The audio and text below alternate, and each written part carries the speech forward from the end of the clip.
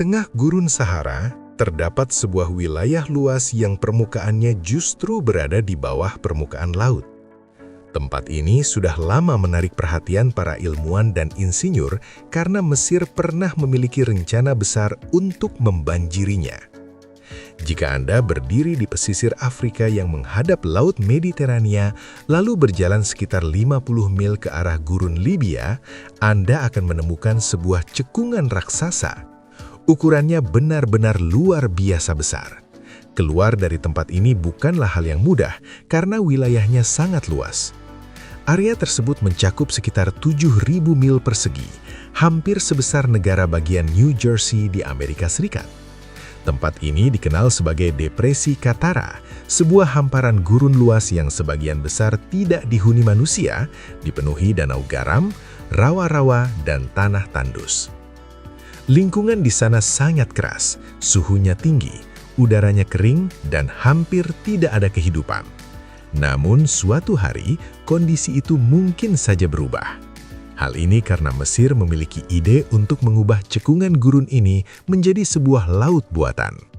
Jika cekungan tersebut diisi air hingga mencapai ketinggian tertentu, maka akan terbentuk badan air raksasa dengan luas sekitar 7.700 mil persegi. Ukuran itu hanya sedikit lebih kecil dibandingkan Danau Winnipeg, salah satu danau air tawar terbesar di Kanada.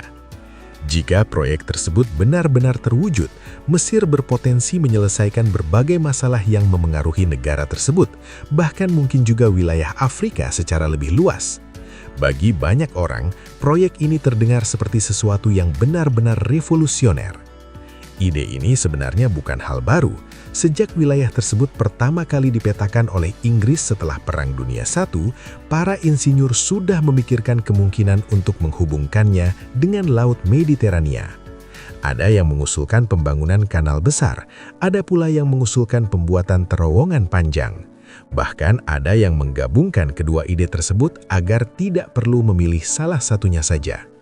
Namun gagasan memanfaatkan Depresi Qattara sebenarnya sudah muncul jauh sebelumnya, tepatnya pada tahun 1912. Kemudian pada tahun 1927, seorang ahli geologi Inggris bernama John Ball mempelajari wilayah tersebut secara lebih rinci saat memimpin proses pemetaan kawasan itu. Ia adalah orang pertama yang mengusulkan untuk memanfaatkan perbedaan ketinggian antara laut dan cekungan tersebut sebagai sumber energi listrik tenaga air. Dengan kata lain, ia membayangkan sebuah pembangkit listrik raksasa yang memanfaatkan aliran air laut yang masuk ke dalam cekungan gurun itu. Ide tersebut cukup sederhana, namun juga sangat ambisius. Bahkan pada masa kolonial, ketika banyak wilayah gurun dianggap tidak memiliki nilai ekonomi, beberapa pihak justru melihat potensi besar di Depresi Qattara.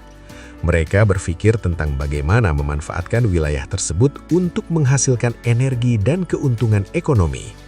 Namun, seiring waktu, ide tersebut berkembang ke arah yang lebih mengejutkan.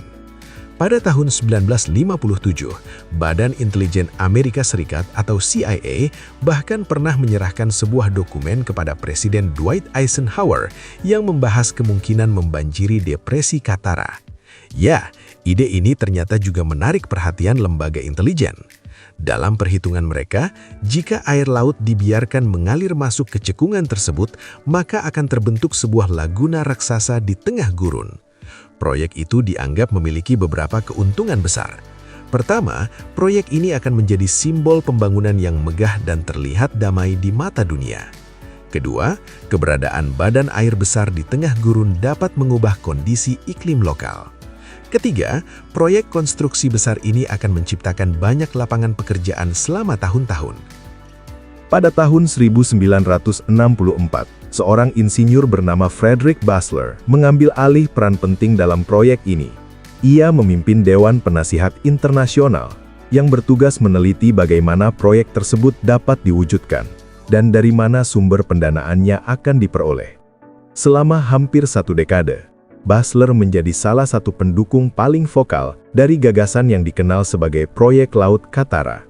Namun pada akhirnya, proyek ini selalu kembali pada dua masalah utama, biaya dan kompleksitas. Membawa air laut jauh ke dalam gurun ternyata membutuhkan biaya yang sangat besar. Menggali kanal atau terowongan sepanjang puluhan mil bukanlah pekerjaan sederhana. Selain itu, wilayah Mesir Utara masih dipenuhi jutaan ranjau dan amunisi yang belum meledak sejak Perang Dunia II. Area yang luas harus dibersihkan terlebih dahulu sebelum proyek dapat dimulai. Meski begitu, beberapa rencana yang diusulkan benar-benar luar biasa. Salah satu ide paling kontroversial adalah menggunakan ledakan nuklir damai untuk menggali kanal menuju depresi tersebut. Konsepnya cukup ekstrim, namun dianggap efektif pada masa itu. Rencananya adalah mengebor sekitar 213 lubang di sepanjang jalur yang direncanakan, lalu meledakkan perangkat nuklir berkekuatan sekitar 1,5 megaton di setiap titik. Sebagai perbandingan, kekuatan tersebut sekitar 100 kali lebih besar daripada bom atom yang dijatuhkan di Hiroshima. Ide ini muncul dalam konteks program Atoms for Peace yang diperkenalkan oleh Presiden Eisenhower pada tahun 1953, yang mempromosikan penggunaan energi nuklir untuk tujuan damai seperti konstruksi dan industri. Namun, meskipun terdengar inovatif, rencana ini memiliki banyak risiko serius. Untuk melakukan ledakan sebesar itu, puluhan ribu orang harus dievakuasi dari daerah sekitarnya. Diperkirakan setidaknya 25.000 penduduk harus dipindahkan sementara. Selain itu, gelombang kejut dari ledakan tersebut berpotensi memengaruhi struktur geologi di wilayah sekitar, termasuk patahan di dekat Laut Merah yang berjarak sekitar 280 mil dari lokasi proyek. Karena wilayah tersebut secara tektonik cukup sensitif, ada kekhawatiran bahwa ledakan besar dapat memicu aktivitas seismik atau bahkan gempa bumi. Risiko lain yang tidak kalah penting adalah kemungkinan perubahan arus laut dan kerusakan garis pantai. Jika pergerakan air di Laut Mediterania terganggu, ombak dan arus baru dapat mulai mengikis pantai yang sebelumnya stabil. Selain itu, ada pula kekhawatiran mengenai radioaktivitas. Jika begitu banyak ledakan nuklir dilakukan, apakah air yang mengisi cekungan nantinya akan terkontaminasi radiasi? Beberapa orang bahkan sempat menjawab pertanyaan ini dengan bercanda, seolah masalahnya bisa diatasi hanya dengan menambahkan tablet yodium ke dalam air. Tentu saja, solusi semacam itu tidak benar-benar masuk akal. Pada akhirnya, setelah mempertimbangkan semua risiko tersebut, pemerintah Mesir memutuskan untuk menolak rencana tersebut.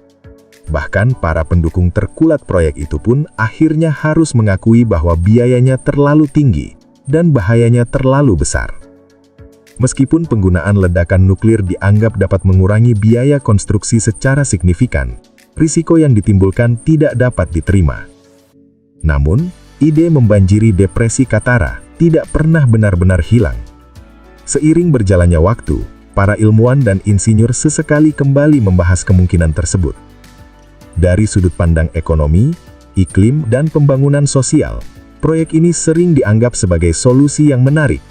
Meski begitu, setiap kali dianalisis secara mendalam, proyek tersebut selalu berhenti pada tahap perencanaan.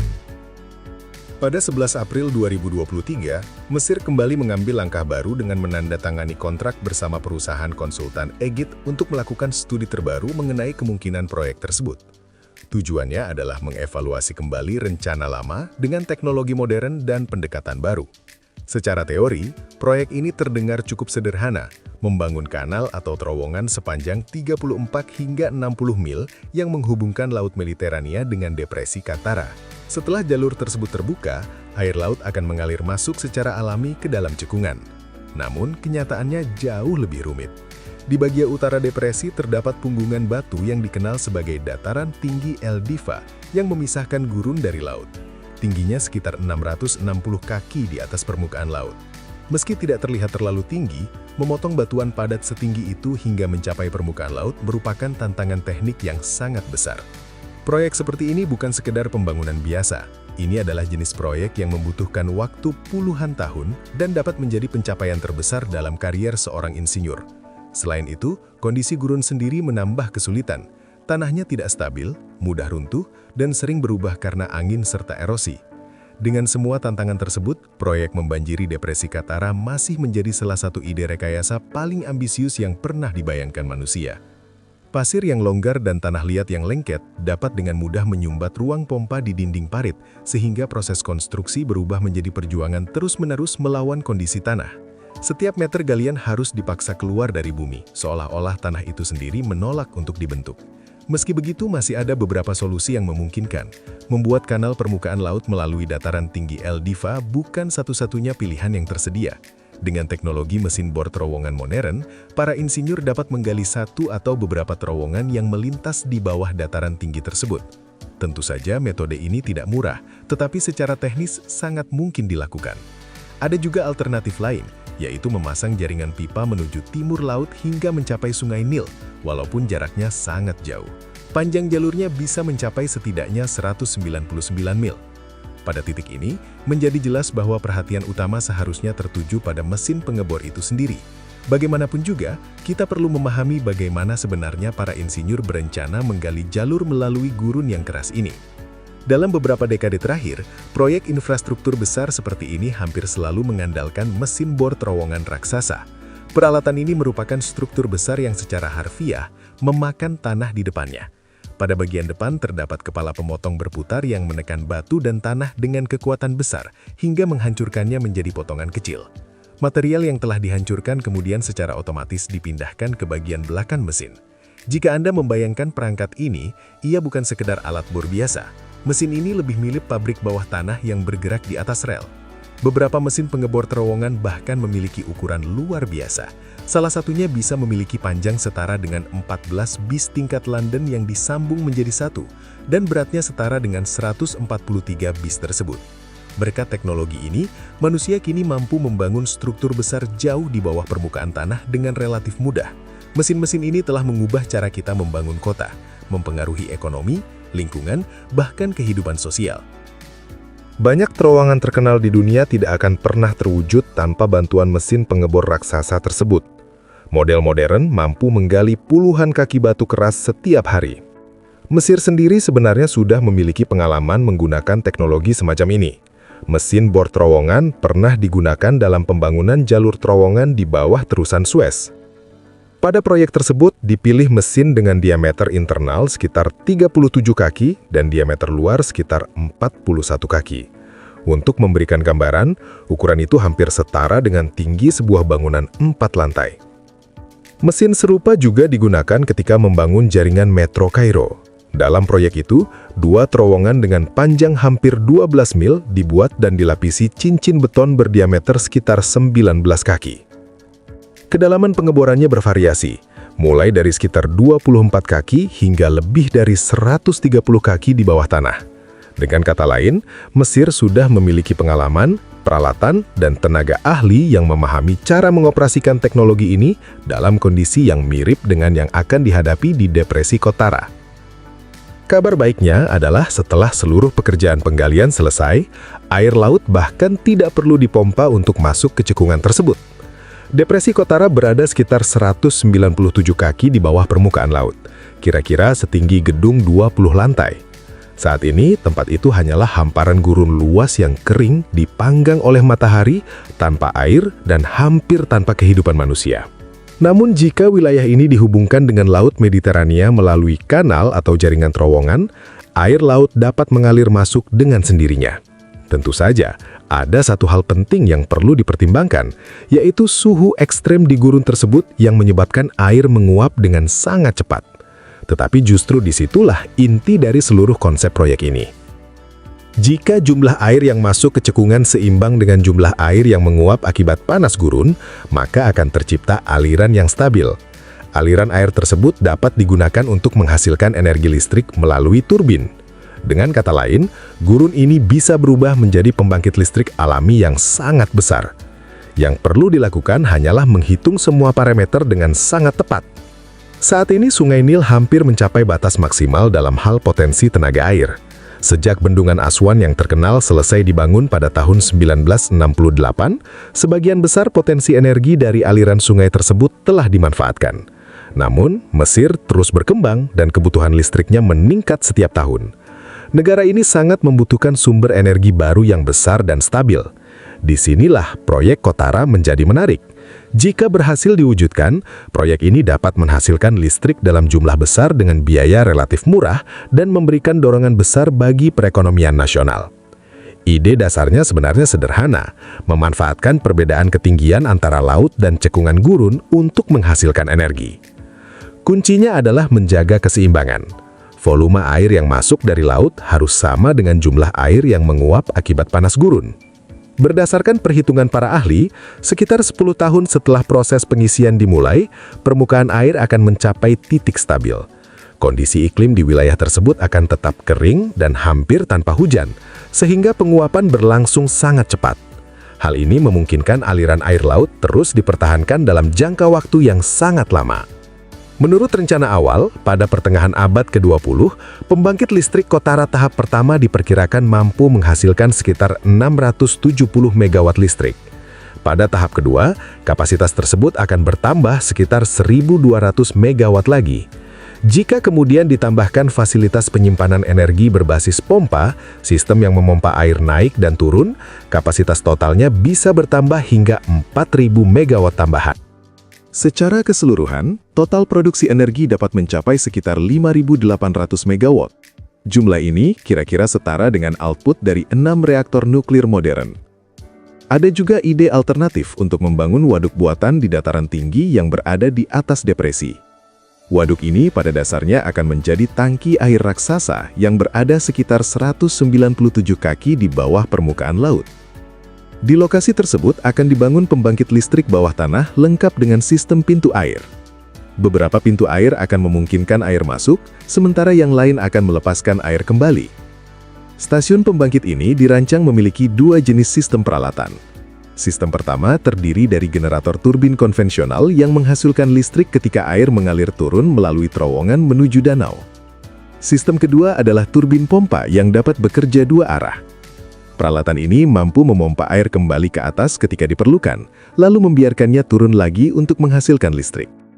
Sistem seperti ini dikenal sebagai pembangkit listrik penyimpanan pompa. Sederhananya, sistem ini bekerja seperti baterai raksasa. Terdapat 2 reservoir air, satu di atas dan satu di bawah. Ketika jaringan listrik memiliki kelebihan energi dan harga listrik rendah, air dipompa ke reservoir atas. Ketika permintaan listrik meningkat dan pasokan menurun, air dilepaskan kembali ke reservoir bawah melalui turbin yang menghasilkan listrik. Pendekatan ini memberikan keuntungan ganda. Energi berlebih yang biasanya terbuang dapat dimanfaatkan untuk memompa air, dan ketika permintaan tinggi, energi tersebut dapat dilepaskan kembali. Output listrik dari sistem semacam ini juga bisa disesuaikan dengan kebutuhan jaringan. Untuk proyek Katara, kapasitas dasar pembangkit diperkirakan sekitar 315 megawatt. Namun pada saat permintaan puncak, kapasitasnya dapat meningkat hingga sekitar 1.500 megawatt. Semua tergantung pada berapa lama sistem harus mempertahankan beban tinggi dan seberapa banyak energi yang digunakan untuk memompa air kembali ke atas. Selain menghasilkan listrik, proyek ini juga membuka kemungkinan lain yang sangat penting, produksi air tawar. Sebagian energi yang dihasilkan dapat digunakan untuk mengubah air laut menjadi air minum. Alih-alih menyalurkan listrik melalui jaringan panjang menuju Delta Nil, sebagian energi dapat langsung dimanfaatkan untuk fasilitas desalinasi di dekat lokasi. Prosesnya cukup sederhana. Air laut dari Mediterania akan mengalir ke danau buatan tersebut, dan karena perbedaan tekanan, air dapat diproses melalui sistem penyaringan berbasis osmosis balik. Garam akan tertahan di satu sisi membran, sementara di sisi lain dihasilkan air tawar yang bersih. Teknologi ini sudah digunakan di berbagai negara di seluruh dunia. Bagi Mesir, teknologi ini akan sangat berharga karena hampir seluruh sektor pertanian negara tersebut bergantung pada irigasi, sementara kondisi iklim terus menjadi semakin kering dari tahun ke tahun. Ada juga metode lain yang bisa digunakan, yaitu desalinasi dengan teknologi elektrodialisis. Dalam metode ini, pemurnian air tidak menggunakan filter, melainkan arus listrik yang memisahkan ion garam dari air. Hasil akhirnya tetap sama, sumber air tawar baru yang muncul di tengah gurun. Contoh nyata dari teknologi ini dapat ditemukan tidak jauh dari Mesir. Di negara tetangga, Israel, sekitar 90% air hasil desalinasi diproduksi oleh 5 fasilitas besar yang terletak di sepanjang Bendungan Aswan High Dam hingga saat ini masih menjadi sumber utama tenaga hidroelektrik di Mesir. Secara teori, bendungan ini mampu menghasilkan sekitar 2,1 gigawatt listrik. Namun, ada satu masalah besar. Ketika permukaan air Sungai Nil menurun, pembangkit listrik tersebut tidak dapat beroperasi dengan kapasitas maksimalnya. Karena alasan inilah, Mesir sangat membutuhkan sumber energi tambahan untuk memperkuat dan melengkapi sistem listriknya yang sudah cukup tua. Sementara proyek besar di Depresi Katara masih berada pada tahap perencanaan, diskusi, dan perhitungan teknis, ada proyek lain yang sudah berjalan dan memberikan manfaat nyata bagi negara tersebut.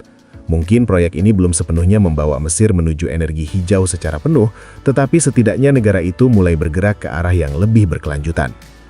Salah satu proyek yang cukup menarik adalah proyek Sharq El Uweinat. Lebih dari 95% wilayah Mesir terdiri dari gurun. Sebagian besar kehidupan di negara ini terkonsentrasi di sepanjang jalur sempit di sekitar Sungai Nil. Di luar wilayah tersebut, yang terlihat hanyalah hamparan pasir luas yang hampir tak berujung. Tanah yang benar-benar cocok untuk pertanian sangat terbatas. Namun, populasi Mesir terus bertambah setiap tahun, dan kebutuhan pangan tentu juga ikut meningkat. Karena itu, dalam beberapa dekade terakhir, negara ini mulai mencari cara untuk menciptakan kehidupan di tengah gurun yang tandus. Dalam sebuah foto yang diambil oleh astronot dari Stasiun Luar Angkasa Internasional, terlihat pola aneh di permukaan Sahara. Dari ketinggian, pola tersebut tampak seperti lingkaran-lingkaran hijau raksasa yang tersusun rapi di tengah gurun. Itulah ladang pertanian Sharq El Uweinat yang terletak di barat daya Mesir. Bayangkan saja pemandangannya, di tengah Sahara yang luas, ratusan mil dari kota terdekat, dikelilingi pasir dan batu, tiba-tiba muncul lingkaran hijau sempurna yang kontras dengan warna gurun di sekitarnya. Rahasia dari semua ini sebenarnya tersembunyi jauh di bawah tanah. Di bawah gurun Sahara terdapat cadangan air raksasa yang dikenal sebagai akuifer batu pasir Nubia. Lapisan batu kuno ini menyimpan air tawar yang terperangkap jutaan tahun yang lalu. Air inilah yang menjadi sumber kehidupan bagi proyek pertanian tersebut. Bagi masyarakat yang tinggal jauh dari Sungai Nil, sumber air bawah tanah ini seringkali menjadi satu-satunya harapan. Di wilayah tersebut hampir tidak ada hujan sama sekali. Rata-rata curah hujan tahunan praktis mendekati nol. Karena itu seluruh sistem pertanian di sana bergantung pada irigasi yang sangat terencana dan efisien.